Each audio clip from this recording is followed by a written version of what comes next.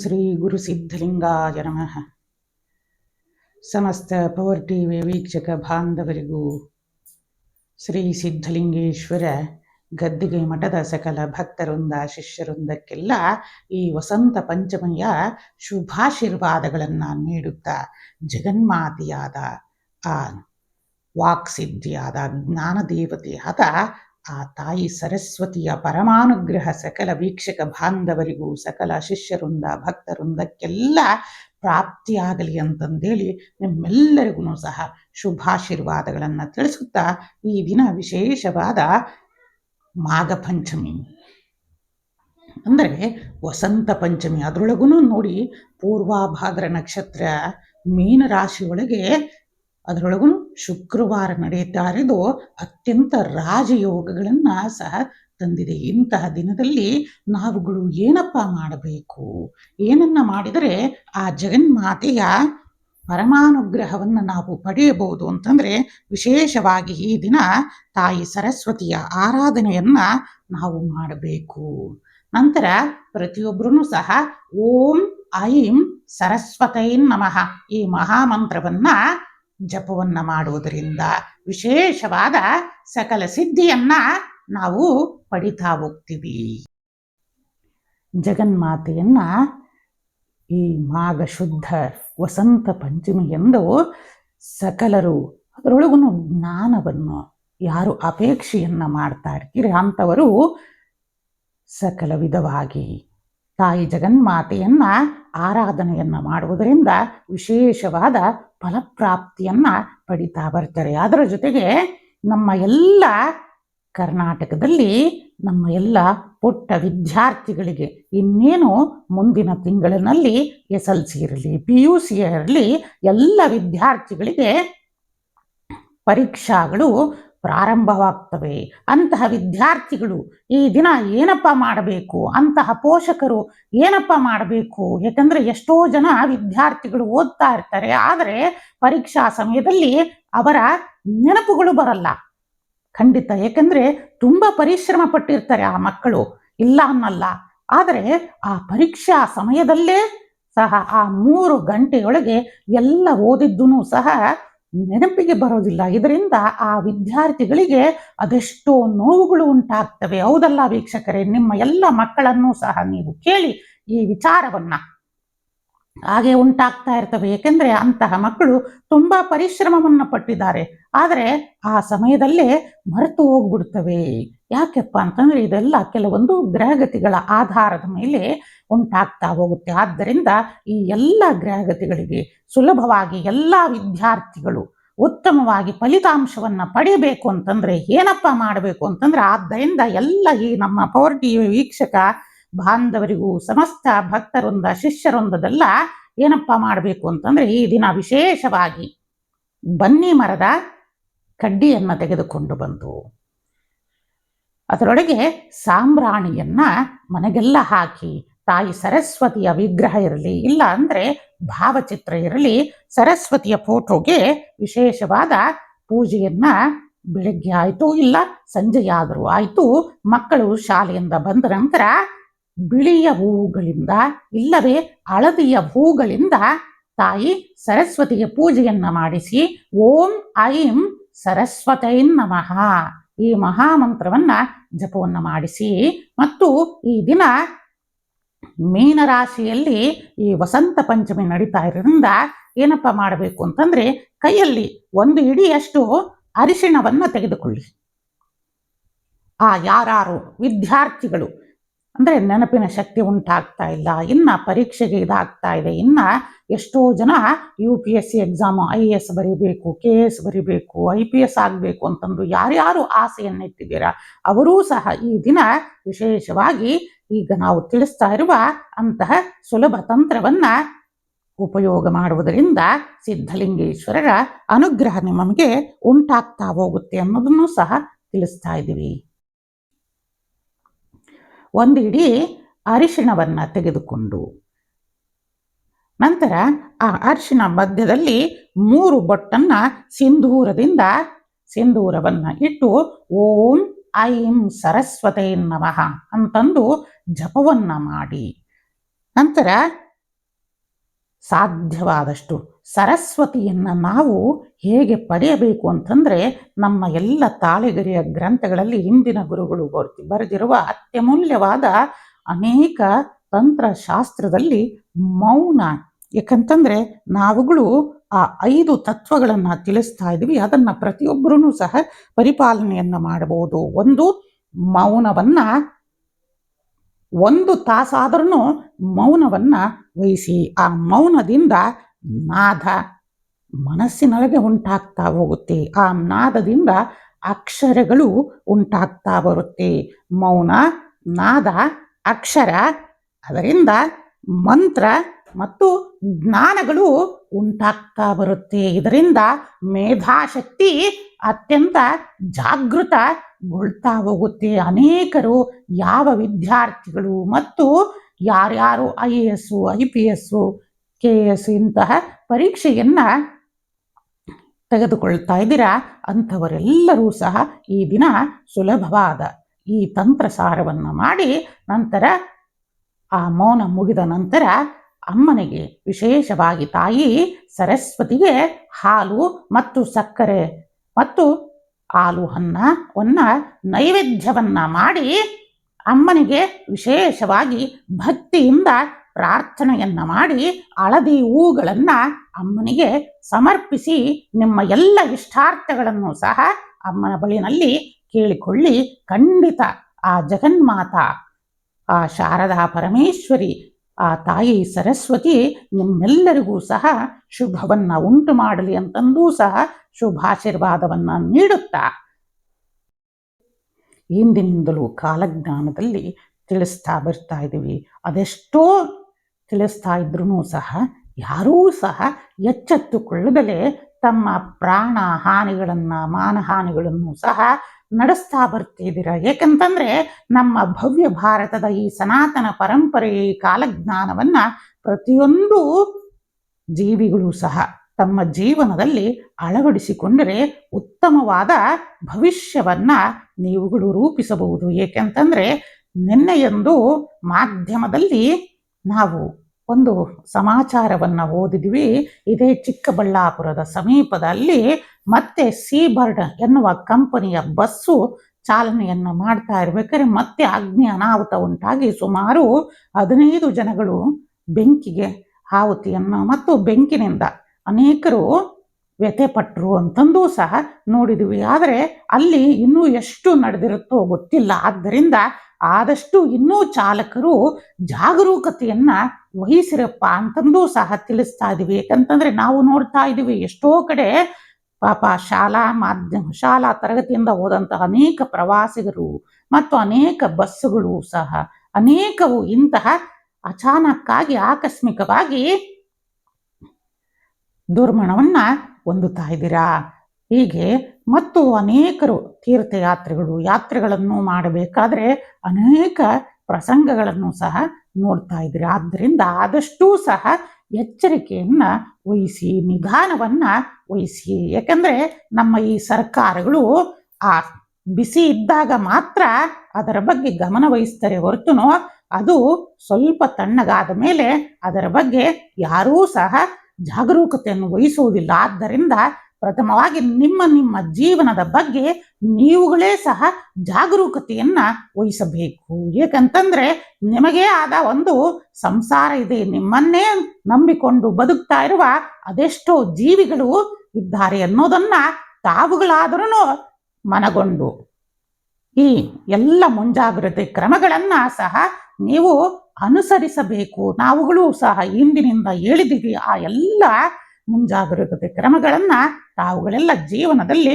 ಅಳವಡಿಸಿಕೊಳ್ಳಿ ಅಂತಂದೂ ಸಹ ತಿಳಿಸುತ್ತಾ, ಮತ್ತೆ ನಾವು ಇಂದಿನಿಂದ ಕಾಲಜ್ಞಾನದಲ್ಲಿ ತಿಳಿಸ್ತಾ ಬರ್ತಾ ಇದ್ದೀವಿ. ನಮ್ಮ ಕರ್ನಾಟಕದ ಅತ್ಯಂತ ಜನಪ್ರಿಯ ಕಲಾಕ್ಷೇತ್ರದಲ್ಲೇ ತನ್ನ ಛಾಪನ್ನು ಮೂಡಿಸಿ ಬಾದಶಾ ಚಕ್ರವರ್ತಿ ಅಂತಂದೇ ಸಹ ಹೆಸರಾಂತರಾದ ನಮ್ಮ ಕರ್ನಾಟಕದ ಶ್ರೀಯುತ ಸುದೀಪ್ ಅವರು ಸಹ ನಮ್ಮ ಈ ಕಾಲಜ್ಞಾನದಲ್ಲಿ ಈ ವರ್ಷದಲ್ಲಿ ಅನೇಕ ರೀತಿಯಿಂದ ಮಾನಾಪಮಾನಗಳು ಮತ್ತು ಕಾನೂನಿನಿಂದ ಮತ್ತು ದುಷ್ಕೃತ್ಯಗಳಿಂದ ಮತ್ತು ದುಷ್ಟರಿಂದ ಅನೇಕ ದುಷ್ಟಶಕ್ತಿಗಳ ಹಾವಳಿಯಿಂದ ನಿಮ್ಮ ಹೆಸರಿಗೆ ಕಳಂಕಗಳು ಸಹ ಉಂಟಾಗಬಹುದು.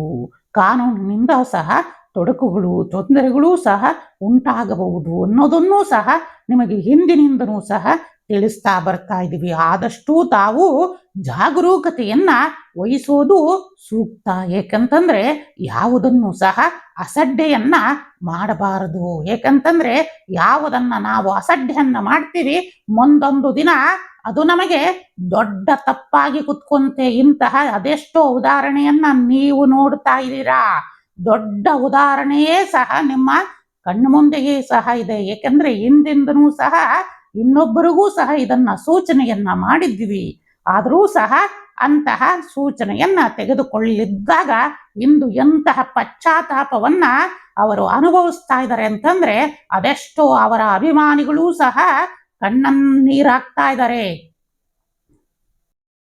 ಅದನ್ನ ಮರೆಯಬಾರದು. ಏಕೆಂದ್ರೆ ನಮ್ಮ ಭವ್ಯ ಭಾರತ ಪರಂಪರೆಯ ಯಾಕಂದ್ರೆ ಸಕಲ ಮನುಷ್ಯಾಣಂ ನವಗ್ರಹಾಧೀನಾನಂ ಅಂತಂದು ಶಾಸ್ತ್ರಗಳೇ ತಿಳಿಸುತ್ತೆ. ಯಾಕಂತಂದ್ರೆ ನಾವು ದುಡ್ಡಿನ ಅಮಲಿನಿಂದ ಇಲ್ಲವೇ ಯಾವುದೋ ಅಹಂಕಾರಗಳಿಂದ ನಾವುಗಳು ಎಂತಹ ಶಾಸ್ತ್ರಗಳನ್ನ ಚೇಷ್ಟೆ ಮಾಡಿದರೂ ಮುಂದೊಂದು ದಿನ ಆ ಶಾಸ್ತ್ರವೇ ನಿಮ್ಮನ್ನ ಬಂದಿಯಾಗಿಸಿ ಬಿಡುತ್ತೆ. ಯಾಕಂತಂದ್ರೆ ಇಲ್ಲಿ ಈ ಭೂಮಿಯ ಮೇಲಿರುವ ಪ್ರತಿಯೊಂದು ಜೀವಿಗಳು ಸಹ ನವಗ್ರಹಗಳ ಅಧೀನ ಅನ್ನೋದನ್ನ ಶಾಸ್ತ್ರ ತಿಳಿಸುತ್ತೆ. ಆದ್ದರಿಂದ ಸಕಲ ಜೀವಿಗಳು ಸಹ ಈ ಕರ್ಮಭೂಮಿ ಅಂದ್ರೆ ಈ ಭೂಮಿಯಲ್ಲಿ ಜನಿಸಿದಾಗ ಪ್ರತಿಯೊಂದು ಜೀವಿಗಳ ಮೇಲೆ ಆ ನವಗ್ರಹಗಳ ಪ್ರಭಾವ ಪ್ರತಿಯೊಂದು ಅದು ಅಣುರೇಣು ತೃಣಕಾಷ್ಟಗಳಿಂದ ಪ್ರತಿಯೊಂದು ಎಲ್ಲರಿಗೂ ಸಹ ಅದು ಸಾಮಾನ್ಯ ಮನುಷ್ಯರಿರಲಿ ಇಲ್ಲವೇ ಯತಿವರಣ್ಯರಿರಲಿ ಸನ್ಯಾಸಿಗಳಿರಲಿ ಜಗದ್ಗುರುಗಳಿರಲಿ ಅವರು ಎಲ್ಲರಿಗೂ ಸಹ ಇದು ಪ್ರಭಾವವನ್ನ ಬೀರುತ್ತೆ ಅನ್ನೋದನ್ನು ಸಹ ತಿಳಿಸ್ತಾ ಇದ್ದೀವಿ. ಯಾಕಪ್ಪ ಅಂತಂದ್ರೆ ತಾವುಗಳು ತುಂಬಾ ಕಷ್ಟಪಟ್ಟು ಕಲಾಕ್ಷೇತ್ರದಲ್ಲಿ ಇಂತಹ ದೊಡ್ಡ ಹೆಸರನ್ನ ಮಾಡಿದಿರಿ. ಅದೆಷ್ಟೋ ಜೀವಿಗಳಿಗೆ ತಾವು ಎಡಗೈನಲ್ಲಿ ಮಾಡಿದ ದಾನ ಬಲಗೈಗೆ ತಿಳಿಬಾರದಂತೆ ಅಂತಹ ದಾನ ಧರ್ಮ ಉಪಕಾರಗಳನ್ನೂ ಸಹ ಮಾಡಿರುವಂಥವ್ರು. ಯಾಕಂತಂದ್ರೆ ಶ್ರೀಪೀಠದಿಂದ ಇದನ್ನ ತಿಳಿಸ್ತಾ ಇರೋದು ಎಂತಕ್ಕೆ ಅಂತಂದ್ರೆ ಕೋಟ್ಯಾಂತರ ಅಭಿಮಾನಿಗಳು ನಿಮ್ಮ ಹೆಸರನ್ನ ಮತ್ತೆ ನಿಮ್ಮನ್ನ ನೋಡಿ ಅತ್ಯಂತ ತಮ್ಮ ಜೀವನವನ್ನ ಕಳೀತಾ ಇದ್ದಾರೆ. ಆದ್ದರಿಂದ ಅವರು ಯಾರಿಗೂ ಸಹ ನೋವುಗಳು ಉಂಟಾಗಬಾರದು. ಆದ್ದರಿಂದ ಯಾಕಂದ್ರೆ ಮುಂದೆ ಮಳೆ ಬರ್ತಾ ಇದೆಪ್ಪ ಅಂತಂದ್ರೆ ನಾವುಗಳು ಛತ್ರಿಯನ್ನ ಹಿಡ್ಕೊಂಡು ಹೋದಾಗ ನಾವುಗಳು ಆ ಮಳೆಯಿಂದ ಬರುವ ಅನಾಹುತದಿಂದ ಪಾರಾಗಬಹುದು. ಆದ್ದರಿಂದ ಇದು ಯಾರಿಗೂ ಬೇಸರ ಆಗಬಾರದು ಅನ್ನೋದಕ್ಕೋಸ್ಕರನೇ ತಿಳಿಸ್ತಾ ಇದೀವಿ. ಯಾಕೆಂದ್ರೆ ಮುಂದೆ ಏನಾದರೂ ಅಂತ ಅನಾಹುತಗಳು ನಡೀತಂದ್ರೆ ತುಂಬಾ ನೋವುಗಳು ಅದು ಕುಟುಂಬಕ್ಕಿರಲಿ ಇಲ್ಲ ಅದೆಷ್ಟೋ ಅಭಿಮಾನಿಗಳಿಗೆ ಅಂತಹ ದುಃಖಗಳೇ ಉಂಟಾಗ್ತಾ ಹೋಗ್ಬಿಡುತ್ತೆ. ಆದ್ದರಿಂದ ಅಂತಹ ದುಃಖಗಳಿಗಿಂತ ಮುಂದೆ ಬರುವ ಅಪಾಯಗಳಿಂದ ಗೊತ್ತು ಮಾಡಿಕೊಂಡು ಪಾರಾಗುವುದು ಉತ್ತಮ ಜಾಣತನದ ಲಕ್ಷಣ ಆಗಿರುತ್ತೆ. ಆದ್ದರಿಂದ ನಮ್ಮ ಈ ಭವ್ಯ ಪರಂಪರೆಯ ಕಾಲಜ್ಞಾನವು ಇಂದಿನಿಂದನೂ ಸಹ ಉಪಯೋಗ ಅನೇಕ ರಾಜ ಮಹಾರಾಜರುಗಳು ಸಹ ಅದನ್ನ ತಮ್ಮ ಜೀವನದಲ್ಲಿ ಉಪಯೋಗಿಸಿಕೊಳ್ತಾ ಇದ್ರು. ಮುಂದೆ ಬರುವ ಅಪಾಯಗಳಿಂದ ಪಾರಾಗಿ ಉತ್ತಮವಾದ ಜೀವನವನ್ನ ನಡೆಸಿ ಭವ್ಯ ಪರಂಪರೆ ಇತಿಹಾಸವನ್ನ ನಿರ್ಮಾಣವನ್ನ ಮಾಡ್ತಾ ಇದ್ರು ಅನ್ನೋದನ್ನ ತಿಳಿಸ್ತಾ ಇದರ ಜೊತೆನಲ್ಲೇ ನಾವುಗಳು ಸಹ ಕಾಲಜ್ಞಾನದಲ್ಲಿ ಡಿಸೆಂಬರ್ನಲ್ಲೇ ತಿಳಿಸಿದೀವಿ. ಈ ವರ್ಷದ ಕಾಲಜ್ಞಾನದಲ್ಲಿ ಅತ್ಯಂತ ಶ್ರೇಷ್ಠ ಜಗದ್ಗುರುಗಳು ಸಹ ಎಚ್ಚರಿಕೆಯನ್ನ ವಹಿಸಿ ಧರ್ಮ ಮಾರ್ಗದಲ್ಲಿ ನಡೆಯಬೇಕು ಅನ್ನೋದನ್ನೂ ಸಹ ತಿಳಿಸಿದ್ವಿ. ಅದರಂತೆಯೇ ಸಹ ಅಂತಹ ಅನೇಕ ಜಗದ್ಗುರುಗಳು ಸಹ ಎಚ್ಚರಿಕೆಯನ್ನ ವಹಿಸಬೇಕು. ಏಕೆಂತಂದ್ರೆ ಅತ್ಯಂತ ಜ್ಞಾನ ದೇವತೆ ಅಂತಹ ತಾಯಿಯೇ ನಿಮಗೆ ಅನುಗ್ರಹವನ್ನ ಮಾಡಿರ್ತಾರೆ ಅನ್ನೋದನ್ನೂ ಸಹ ನಿಮಗೆ ತಿಳಿಸ್ತಾ ಇದ್ದು ಆದಷ್ಟು ನಿಮ್ಮ ಜ್ಞಾನ ತಪೋಶಕ್ತಿ ಸಾಧನೆಯನ್ನ ನಮ್ಮ ಭವ್ಯ ಭಾರತ ಪರಂಪರೆಯ ಸನಾತನದ ಅಭಿವೃದ್ಧಿಗೋಸ್ಕರ ಶ್ರಮಿಸಬೇಕು.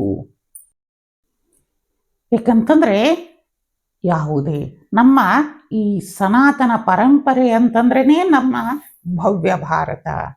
ಸನಾತನ ಪರಂಪರೆ ಅಂತಂದ್ರೇ ಸಹ ಅಂತಹ ಗೋಮಾತೆಯ ಪ್ರತಿರೂಪ ಆಗಿರುತ್ತೆ. ಆದ್ದರಿಂದ ಸಕಲರು, ಯತಿವರೆಣ್ಯರು, ಸನ್ಯಾಸಿಗಳು, ಜಗದ್ಗುರುಗಳು ಎಲ್ಲರೂ ಸಹ ಇಂತಹ ಭವ್ಯ ಸನಾತನ ಪರಂಪರೆಗೆ ನಾವುಗಳು ಸಹಾಯವನ್ನ ಮಾಡಬೇಕು, ಅದರ ಪುನರುತ್ಥಾನಕ್ಕೋಸ್ಕರ ಶ್ರಮಿಸಬೇಕು ಹೊರತು ನಮ್ಮ ಸನಾತನ ಧರ್ಮದ ವಿರುದ್ಧವಾಗಿರುವವರ ಜೊತೆಯಲ್ಲಿ ಅಲ್ಲ ಅನ್ನೋದನ್ನು ಸಹ ನಾವು ತಿಳಿಸುತ್ತಾ. ಏಕೆಂತಂದ್ರೆ ಮೊನ್ನೆ ಮಾಘ ಮಾಸದ ಮೌನಿ ಅಮಾವಾಸ್ಯೆಯ ಗಂಗಾ ಸ್ನಾನದಲ್ಲಿ ಏಕೆಂತಂದ್ರೆ ಇಂದಿನಿಂದನೂ ಸಹ ತಿಳಿಸ್ತಾ ಬರ್ತಾ ಇದ್ದೀವಿ, ಶ್ರೇಷ್ಠ ಜಗದ್ಗುರುಗಳು ಅತ್ಯಂತ ಎಚ್ಚರಿಕೆಯನ್ನ ವಹಿಸಬೇಕು ಅನ್ನೋದನ್ನು. ಹಾಗಾಗಿ ಮೊನ್ನೆ ಜ್ಯೋತಿರ್ಮಠದ ಪರಮ ಪೂಜ್ಯ ಜಗದ್ಗುರುಗಳಿಗೆ ಕೊಂಚ ಉತ್ತರ ಪ್ರದೇಶದಲ್ಲಿ ಪ್ರಯಾಗರಾಜದಲ್ಲಿ ಮಾಘ ಸ್ನಾನ ಮೌನಿಯ ಅಮಾವಾಸ್ಯೆಯೆಂದು ಸ್ನಾನವನ್ನ ಮಾಡಬೇಕಾದರೆ ಕೆಲವೊಂದು ಅವರ ಮನಸ್ಸಿಗೆ ಘಾಸಿಯಾಗುವಂತಹ ಅನೇಕ ಘಟನೆಗಳು ನಡೀತಂದ್ರೂ ಸಹ, ಆದರೂ ಸಹ ತಾವು ಮಾತೃವಾತ್ಸಲ್ಯ ರೂಪ ಆಗಿರಬೇಕು. ಜಗದ್ಗುರುಗಳು ಅಂತಂದ್ರೆ ತಾಯಿಯ ಸ್ವರೂಪರು. ಏಕೆಂದ್ರೆ ತಾಯಿ ಜಗನ್ಮಾತೆ ನಿಮ್ಮಲ್ಲಿ ನೆಲೆಸಿರುತ್ತಾಳೆ. ಆದ್ದರಿಂದ ಇಂತಹ ಅನೇಕರು ಮಾಡಿರ ಎಂತಹ ತಪ್ಪುಗಳಿದ್ರೂ ಸಹ ತಾವುಗಳು ಮನ್ನಿಸಿ ಇಡೀ ಜಗತ್ತನ್ನ ಉದ್ಧರಿಸಲಿಕ್ಕೆ ಅನುಗ್ರಹವನ್ನ ಮಾಡಬೇಕು. ಸನಾತನ ಪರಂಪರೆಗೆ ಅನುಗ್ರಹವನ್ನ ನೀಡಬೇಕು. ಏಕಂತಂದ್ರೆ ಮೊನ್ನೆ ನಡೆದ ತುಂಬಾ ಘಟನೆಯಲ್ಲಿ ಜ್ಯೋತಿರ್ಮಠದ ಶ್ರೀ ಜಗದ್ಗುರು ಅವಿಮುಕ್ತೇಶ್ವರಾನಂದ ಸರಸ್ವತಿ ಅವರ ಸ್ವಾಮಿಗಳಿಗೆ ಕೆಲವೊಂದು ಅಚಾತುರ್ಯ ಘಟನೆಯಾಗಿ ಅವರುಗಳು ಸಹ ವಿಶೇಷವಾಗಿ ನಮ್ಮ ಭವ್ಯ ಭಾರತ ಪರಂಪರೆಗೆ ಹಗಲಿರುಳು ಶ್ರಮಿಸುತ್ತಿರುವ ಮತ್ತು ಮಹಾನ್ ಸಂತ ಮಹಾನ್ ಮಹಂತರಾಗಿ ಮತ್ತು ಇಡೀ ರಾಜಕೀಯ ಕ್ಷೇತ್ರದಲ್ಲಿ ಅತ್ಯಂತ ಹೆಸರನ್ನ ಛಾಪನ್ನ ಮೂಡಿಸಿ, ಉತ್ತರ ಪ್ರದೇಶ ಅಂತಂದ್ರೇ ಅನೇಕ ಹಿಂಸಾತ್ಮಕ ಕೃತ್ಯಗಳು ನಡೀತಾ ಇತ್ತು. ಆ ಹಿಂಸಾತ್ಮಕ ಕೃತ್ಯಗಳು ಸುಮಾರು ಈ 10 ವರ್ಷದಲ್ಲಿ ಅದೆಷ್ಟೋ ಕಡಿಮೆ ಆಗ್ತಾ ಹೋದವು. ಅನೇಕ ದುಷ್ಟರಿಗೆ ದುಸ್ವಪ್ನವಾದರು. ನೋಡಿ, ಅಂತಹ ಸನ್ಯಾಸಿಗಳು ಒಂದು ರಾಜ್ಯದ ಮುಖ್ಯಮಂತ್ರಿಯಾಗಿ ದುಷ್ಟರಿಗೆ ಸಿಂಹ ಸ್ವಪ್ನವಾಗಿ ಶ್ರೀಯುತ ಯೋಗಿ ಆದಿತ್ಯನಾಥರವರು ಇಂತಹ ಕಾರ್ಯವನ್ನ ಮಾಡಿದ್ದಾರೆ. ಆದ್ದರಿಂದ ಆ ಎಲ್ಲ ಕಾರ್ಯಗಳನ್ನ ತಾವುಗಳು ಒಮ್ಮೆ ಅವಲೋಕನವನ್ನ ಮಾಡಬೇಕು.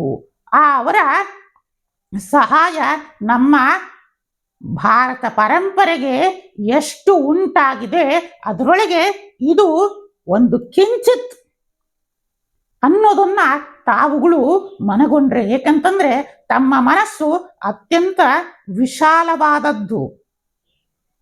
ಆಕಾಶದಂತಹ ಮನಸ್ಸಿನೊಳಗೆ ಇಂತಹ ಒಂದು ಸಣ್ಣ ವಿಚಾರವನ್ನ ತಾವುಗಳು ಗಮನಿಸಿದರೆ, ತಾವುಗಳು ನಿಮ್ಮ ಜ್ಞಾನದ ಕಡೆ, ಅನುಷ್ಠಾನದ ಕಡೆ, ತಪೋ ಕಡೆ ತಾವುಗಳು ತಿರುಗಿಸಿದಾಗ ಮತ್ತೆ ಆ ಭವ್ಯ ಭಾರತ ಪರಂಪರೆಗೆ ಇನ್ನೂ ಹೆಚ್ಚಿನ ಶಕ್ತಿ ದೊರಕುತ್ತೆ ಅನ್ನೋದನ್ನು ಸಹ ನಾವುಗಳು ತಿಳಿಸುತ್ತಾ. ಯಾಕೆಂದ್ರೆ ಕಾಲಜ್ಞಾನ ಅನ್ನೋದು ನೋಡಿ ಪ್ರತಿಯೊಂದು ಜೀವಿಗಳನ್ನು ಸಹ ಆವರಿಸುತ್ತೆ. ಆದ್ದರಿಂದ ಆದಷ್ಟೂ ಸಹ ಇಂತಹ ಜಗದ್ಗುರುಗಳು, ಶ್ರೇಷ್ಠ ಜಗದ್ಗುರುಗಳು ಸಹ ಇನ್ನೂ ಎಚ್ಚರಿಕೆಯನ್ನು ವಹಿಸಬೇಕು.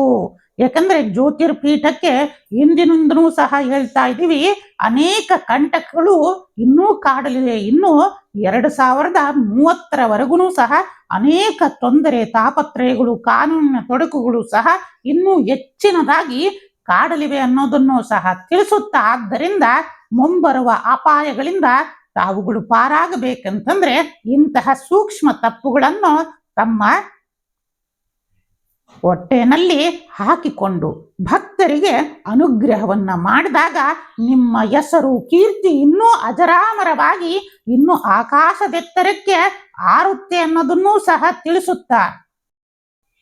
ತಿಳಿಸುತ್ತಾ ನಿಮ್ಮೆಲ್ಲರಿಗೂ ಸಹ ಶುಭವಾಗಲಿ ಅಂತನ್ನೋದನ್ನ ತಿಳಿಸಿ ಈ ನಮ್ಮ ಕಾಲಜ್ಞಾನವನ್ನ ನಮ್ಮ ಭವ್ಯ ಭಾರತ ಪರಂಪರೆಯ ಇಂತಹ ಕಾಲಜ್ಞಾನವನ್ನ ಪ್ರತಿಯೊಬ್ಬರೂ ಸಹ ತಮ್ಮ ಜೀವನದಲ್ಲಿ ಅಳವಡಿಸಿಕೊಳ್ಳಲಿ. ಮುಂಬರುವ ದಿನಮಾನಗಳಲ್ಲಿ ನಮ್ಮ ಭವ್ಯ ಭಾರತದ ಹೆಮ್ಮೆಯ ಪ್ರಧಾನಮಂತ್ರಿಗಳ ಹೆಸರು ಕೀರ್ತಿ ಇನ್ನೂ ಉನ್ನತ ಮಟ್ಟಕ್ಕೆ ಏರಲಿದೆ. ಯಾಕಂದ್ರೆ ಅವರ ಕಾಲಜ್ಞಾನದ ಗ್ರಹಗತಿಗಳ ಆಧಾರದಿಂದ ಅವರ ಹೆಸರಿನಲ್ಲಿ ನಡೆಯುವಂತಹ ಅನೇಕ ಚುನಾವಣೆಗಳು, ಅನೇಕ ರಾಜ್ಯದ ಚುನಾವಣೆಗಳಲ್ಲೂ ಸಹ, ಈ ಪಂಚರಾಜ್ಯ ಚುನಾವಣೆಗಳಿರಲಿ, ಅದರೊಳಗೂ ಸಹ ಎಲ್ಲ ಚುನಾವಣೆಗಳಲ್ಲೂ ಸಹ